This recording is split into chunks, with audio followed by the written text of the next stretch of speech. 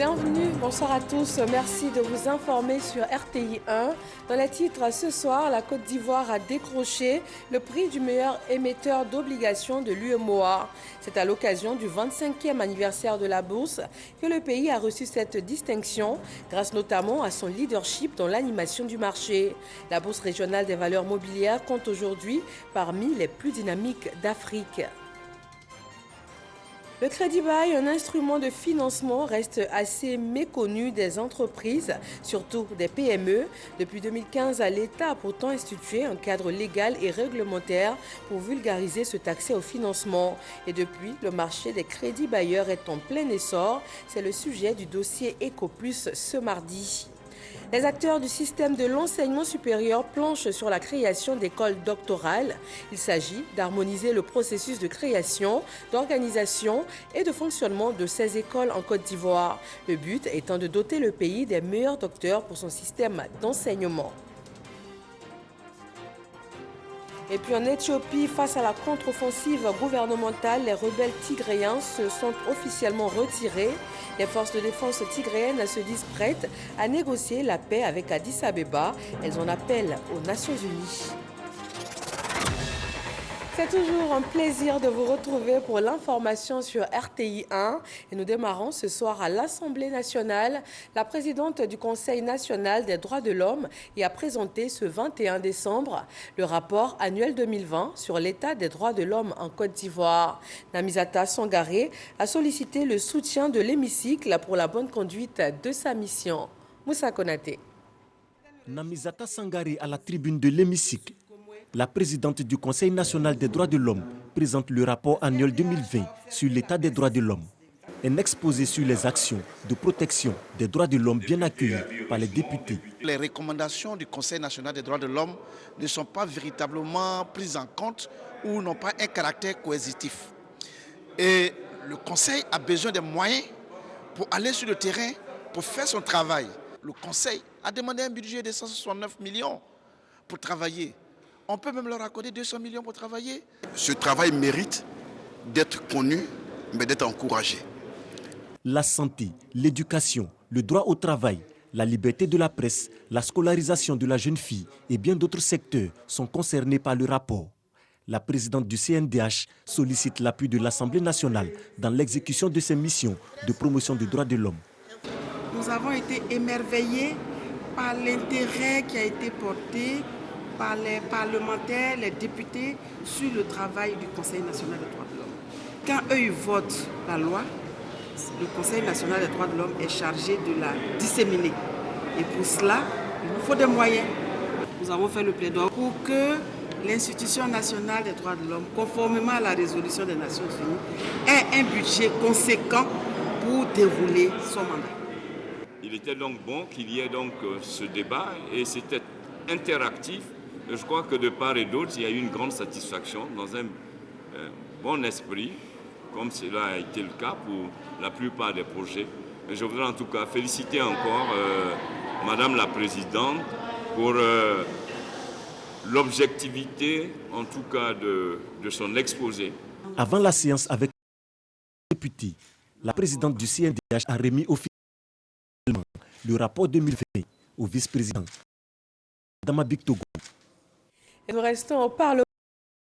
13 projets de loi étaient en délibération à la Chambre haute après leur passage en commission. Budget et coopération en étaient les grands axes. Ils ont obtenu le quitus du Sénat. Kader Sogo. Budget de l'année 2022, Plan national de développement 2021-2025. Mesures de protection des victimes de violences domestiques, de viols et de violences sexuelles autres que domestiques, etc. Ce sont au total 13 projets de loi qui ont été soumis à l'ensemble des sénateurs en plénière. Après leur passage réussi devant la Commission des affaires économiques et financières, la Commission des relations extérieures et des Ivoiriens établis hors de Côte d'Ivoire et la Commission des affaires générales institutionnelles et des collectivités territoriales. Compte rendu des rapporteurs des différentes commissions, échanges avec les sénateurs ont permis d'aboutir à l'adoption des 13 projets de loi qui sont ainsi à la fin de leur parcours au Sénat. Une institution comme la nôtre, le Sénat, qui est la Chambre haute, qui a pour mission d'analyser véritablement les projets de loi, bien sûr dans l'esprit démocratique, puisque il y a plusieurs sensibilités politiques, et vous avez vu beaucoup de divergences, mais au finish, c'est la majorité qui l'emporte, et les résultats, vous les connaissez. Le budget a été voté à la majorité des sénateurs présents. Dernière séance de l'année 2021 du Sénat, le mercredi 22 décembre à 9h. Un ordre du jour unique, le discours de clôture de l'année parlementaire lu par le président du Sénat, Jeannot Ahoussou-Kouadio. Au chapitre économie, la Bourse régionale des valeurs mobilières compte aujourd'hui parmi les plus dynamiques d'Afrique. Des performances réalisées grâce à l'efficacité de la gouvernance de l'institution, mais surtout au leadership de la Côte d'Ivoire dans l'animation du marché. À l'occasion du 25e anniversaire de la Bourse, le pays a reçu le prix du meilleur émetteur d'obligations. Retrouvons notre envoyé spécial à Cotonou, Lanside Bakayoko. C'est en marge de son 25e anniversaire à Cotonou que la Bourse régionale des valeurs mobilières a organisé ce dîner gala pour rendre hommage à ses pionniers et célébrer les meilleurs animateurs du marché financier. Une demi-douzaine de prix ont ainsi été décernés. La Côte d'Ivoire, via le Trésor public, a remporté le prestigieux prix des émetteurs et acteurs du marché. Remercier l'ensemble des investisseurs institutionnels, collectifs et particuliers qui font confiance aux titres publics émis par les États de la sous-région et qui nous permettent ainsi d'atteindre nos objectifs et soulager à travers l'utilisation de ces fonds les populations à travers les infrastructures qui sont construites, bâties à leur profit. Le Grand Prix de la Vision est revenu au chef de l'État béninois. Patrice Atanas Talon a montré un vif intérêt pour la bourse et a contribué à son développement à travers les réformes engagées et la promotion de la mobilisation des ressources sur le marché financier. Aujourd'hui, nous sommes dans un monde très mouvementé, avec des évolutions importantes sur le plan macroéconomique, sur le plan financier, sur le plan des bourses, sur le plan sanitaire. Ces évolutions nous amènent à constamment réfléchir à comment nos marchés financiers vont s'adapter et aller plus loin dans leur développement. La BRVM propose aux investisseurs un environnement boursier performant, notamment dans la catégorie des marchés frontières. Ces marchés frontières offrent une bonne diversification géographique entre l'Europe, l'Afrique, l'Amérique latine et l'Asie. Ce gala, haut en couleur, s'est terminé par une animation culturelle. Retour en Côte d'Ivoire et on reste en économie pour parler de Crédit Bail. Il fait partie des instruments de financement liés à la dette pour les entreprises, mais reste très peu connu des entreprises elles-mêmes, en particulier des PME. Que fait l'État pour vulgariser cet accès au financement et comment les PME peuvent-elles en bénéficier? Des réponses dans ce nouveau numéro de EcoPlus réalisé par Cheikh Koné.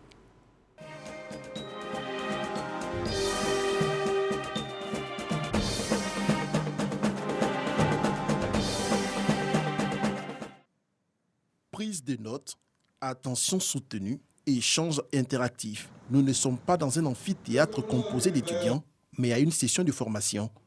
Ces apprenants du jour ont un dénominateur commun. Ils sont chefs d'entreprise et promoteurs de PME. Ce matin, ils ont troqué leur toge de manager pour se faire instruire sur une problématique qui demeure un véritable casse-tête chinois, l'accès au financement. Module du jour, le Crédit Bail. Mon intervention aujourd'hui, c'est de vulgariser ce produit-là auprès des PME et leur donner les ABC de ce produit-là et comment ils peuvent présenter une demande de financement auprès des opérateurs qui exercent l'activité en Crédit Bail. Le Crédit Bail est un mécanisme de financement destiné aux PME.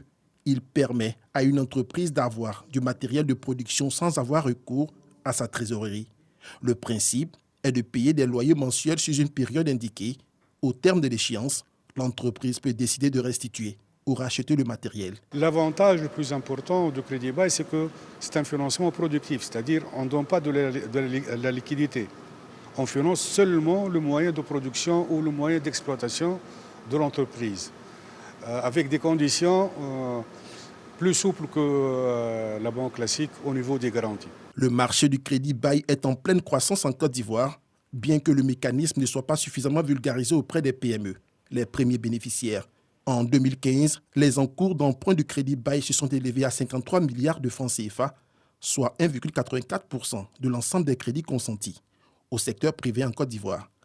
Un faible taux de pénétration au regard du potentiel du marché estimé à 500 milliards de francs CFA selon la Société financière internationale, SFI. Soumaoro Yaya est responsable d'une PME depuis 2017. Une année après la création de son entreprise, il décide d'acquérir des véhicules pour renforcer la mobilité de ses équipes. Malheureusement, notre chef d'entreprise fait face à une pression de trésorerie. Yaya fait donc le choix du crédit bail auprès d'une institution spécialisée. Ces 3 véhicules, par exemple, ont été acquis en crédit bail, voilà, ainsi qu'un autre qui est là.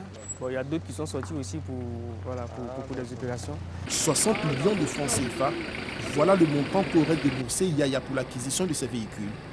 À travers le leasing ou encore le crédit bail, cet entrepreneur se limite à verser des loyers mensuels sur une période donnée avant l'épuisement de la valeur marchande de l'engin. Une aubaine pour cette PME. Mais en chef d'entreprise averti, Yaya se rassure de l'évolution de son prêt en cours. Oui. Tout à fait. On en a 2 en cours. Oui, exactement. Quand je les ai contactés, l'approche a été très facile et très simple. À part le simple fait qu'ils m'ont demandé un certain nombre de documents de l'entreprise, qui est tout à fait normal parce qu'il faut qu'on sache comment tu es, comment tu es constitué. La plupart de notre PME, on n'est pas structuré comme il se doit. Ça, c'est un. De 2, il y a la gestion interne qui cause pour la plupart du temps problème. Pour vulgariser cet outil de financement, le gouvernement a défini en 2015 un cadre légal et réglementaire du marché à travers un accord avec la SFI en vue de mettre en place le projet Africa Leasing Facility 2. L'État également a créé les conditions pour permettre aux établissements financiers et aux banques qui y évoluent de faciliter les conditions, mais justement en faveur des PME, en leur donnant quelques facilitations dans ce domaine-là. Une initiative qui a permis de faire passer le nombre de crédits bailleurs de 3 en 2014 à 9 aujourd'hui, parmi lesquels 7 banques et 2 établissements financiers.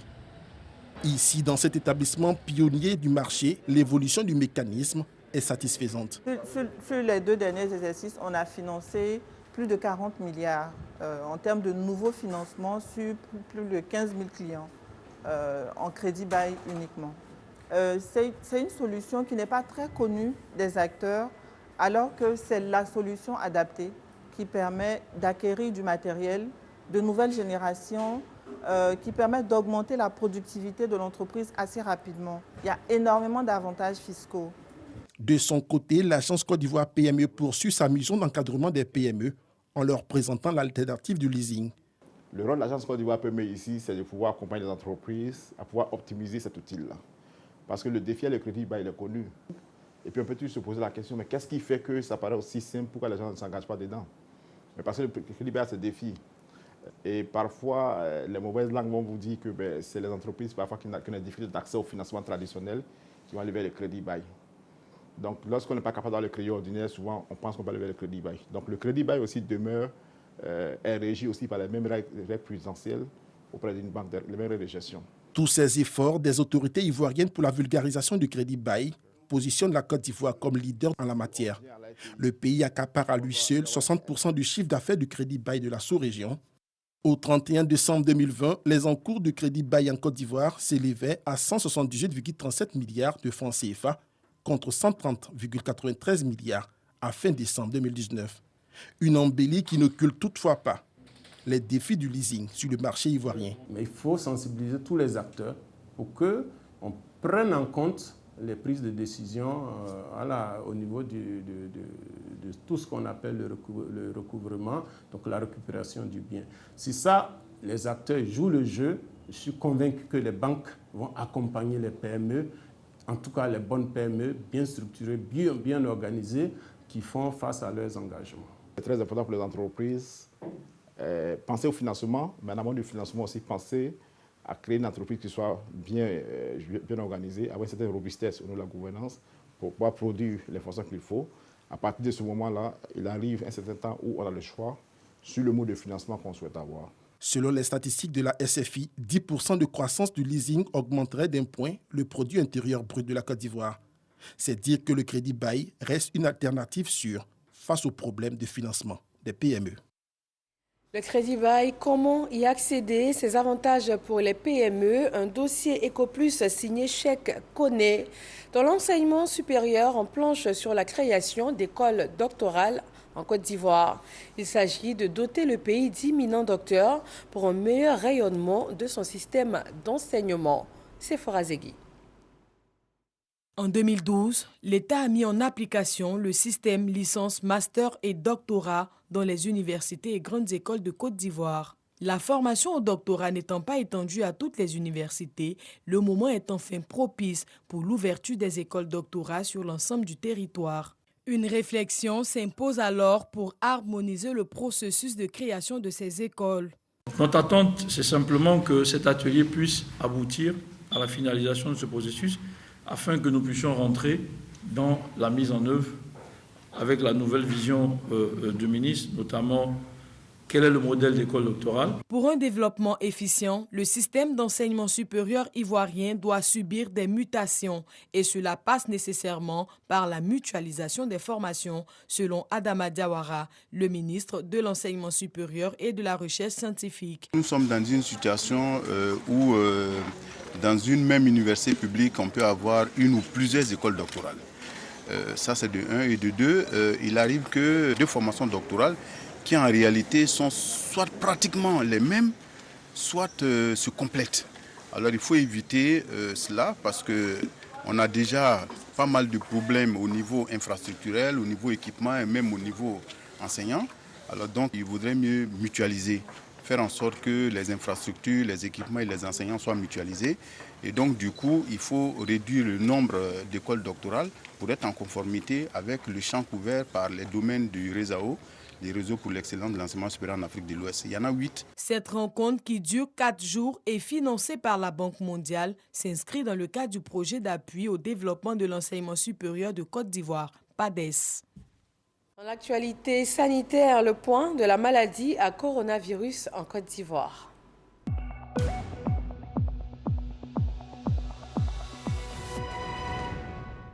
« 170 nouveaux cas de Covid-19 ont été détectés aujourd'hui sur le sol ivoirien.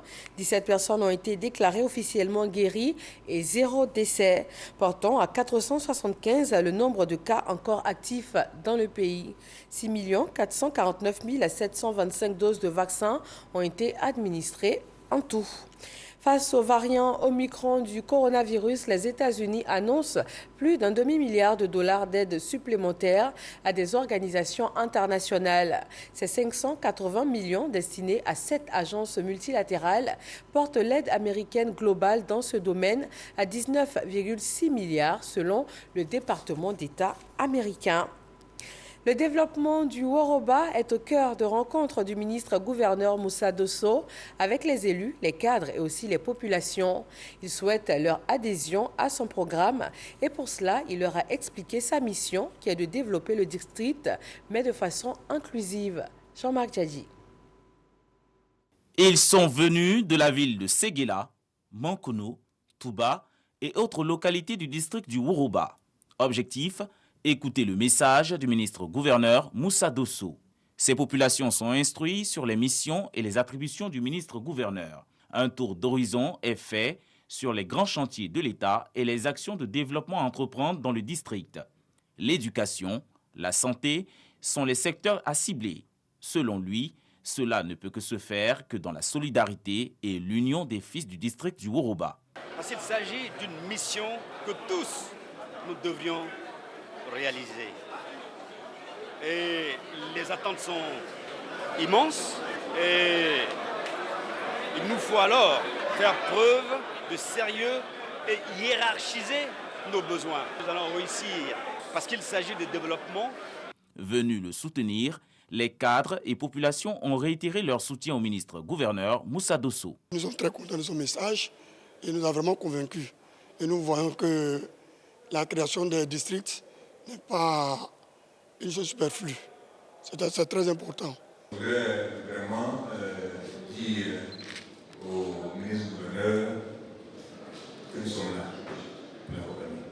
Il est dans notre intérêt que la mission soit une mission couronnée de succès. Parce que son succès, ça veut dire que les conditions de la population se sont améliorées.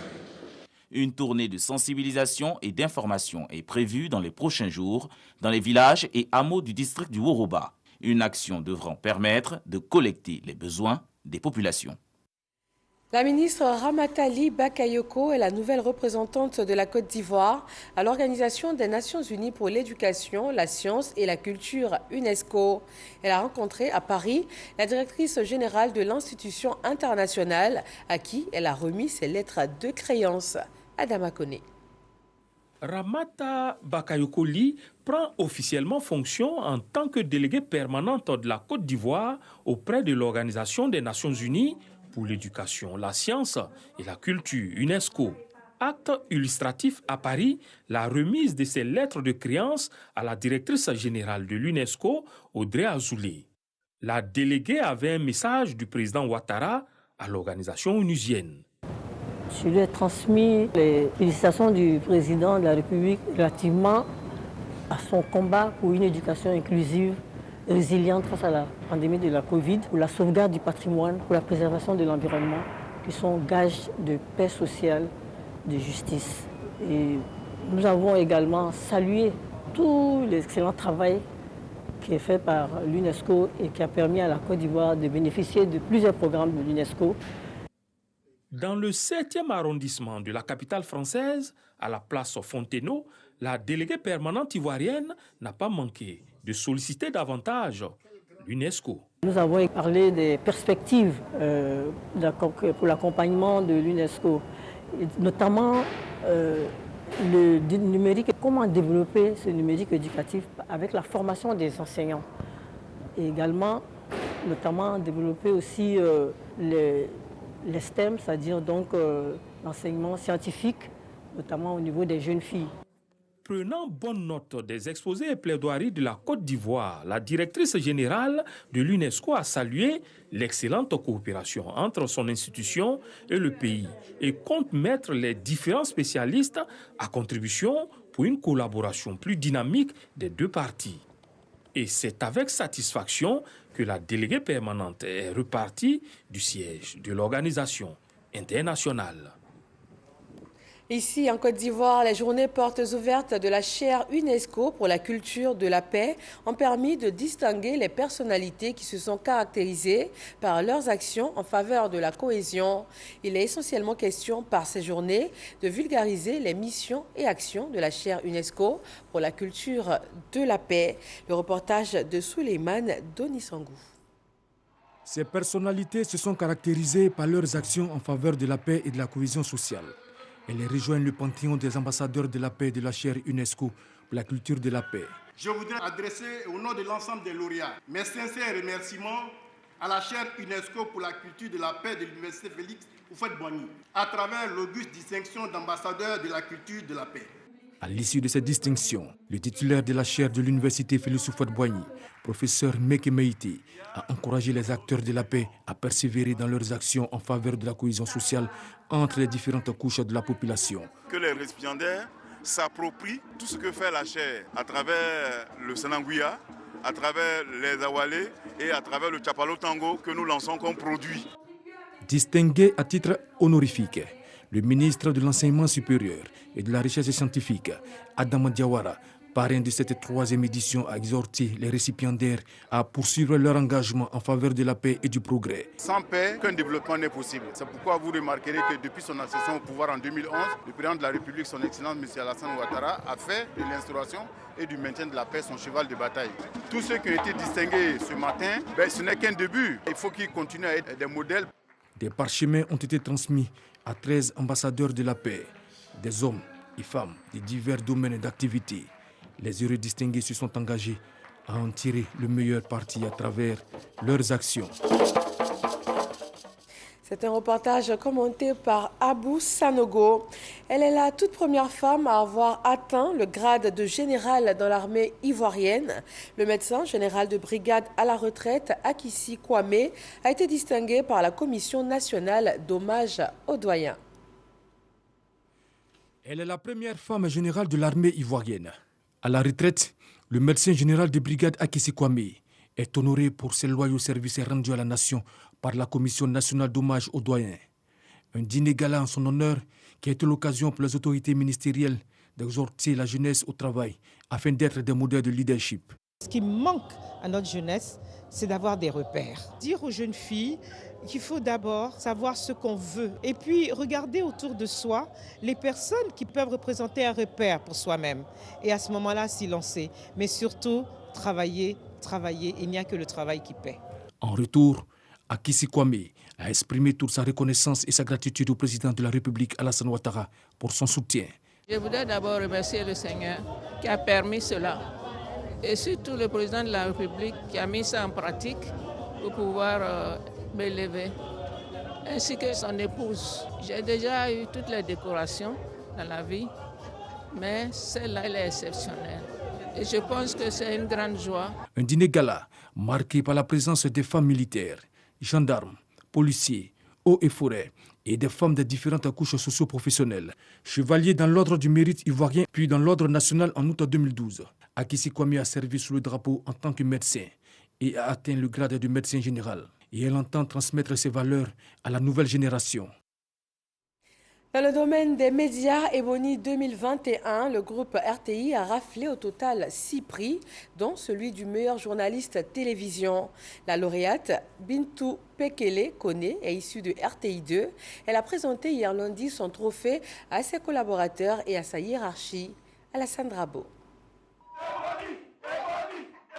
Bintou Pekele est accueillie ce matin du lundi avec des pas de danse. La journaliste en poste à la rédaction de RTI 2 a obtenu samedi dernier à Yamoussoukro le prix Ebony du meilleur journaliste télévision. Moi, ma crainte est devenue plus grande. Lorsqu'on a cité tous les prix sectoriels, on ne m'a pas cité. J'ai commencé à envoyer un message à mon cadreur. J'ai dit à mon cadreur, on irait à Abidjan les bras vides. Lorsqu'on a dit mon nom en tant que meilleur journaliste de toutes les chaînes, je suis restée muette. Avant de m'élever, j'ai eu l'impression que j'allais tomber. Pargasoro Kone Demadongui, Super Ebony 2017 et rédacteur en chef du journal télévisé de RTI 2, ne cache pas sa joie. Waouh! Nous sommes heureux, nous sommes fiers. Merci beaucoup. Voilà, félicitations et c'est toute la rédaction qui est honorée. Le trophée en main, Bintou parcourt les directions pour présenter aux responsables le fruit de 2 années de dur labeur. À la direction de l'information, elle est accueillie par des ovations.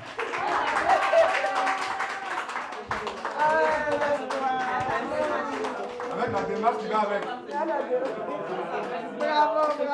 Bravo. Merci beaucoup. Bravo, on est fiers. Pour une première participation. Vous voyez, notre fierté est grande, elle est immense. Bravo. Occasion aussi de poser aux côtés des 2 autres journalistes de RTI 1, distingués cette nuit. Bonjour madame la directrice. Merci le prix. La rédaction, votre prix à vous. Merci. Kadi Fadiga, directrice de la chaîne RTI 2, se réjouit de la pertinence des reportages traités par la journaliste. Bintou Pekele qui est là, qui a à peine, je dirais, 2 ans, quand même au sein de RTI 2, voilà qu'elle décroche ce prix, un prix prometteur parce qu'après ce prix-là, il reste maintenant le Super Ebony et je suis contente. Une joie partagée par le directeur général de la RTI, lui qui crée toutes les conditions pour l'éclosion de jeunes talents. De la Maison Bleue au sommet du journalisme, sa vision se réalise. Je suis heureux que ce soit une jeune journaliste, la nouvelle génération, qui ait atteint ce résultat. Ça montre la qualité de l'encadrement, ça montre le transfert de savoir-faire des aînés vers les plus jeunes, ça montre donc la cohérence qu'il y a dans nos équipes. Mais également, c'est une invitation à faire davantage. Bintou Pekele rentre ainsi dans l'histoire. Avec ce prix, elle renvoie un message aux jeunes qui, comme elle, ont choisi d'embrasser le passionnant métier de journaliste, celui du sérieux, de l'abnégation, du courage et de l'amour.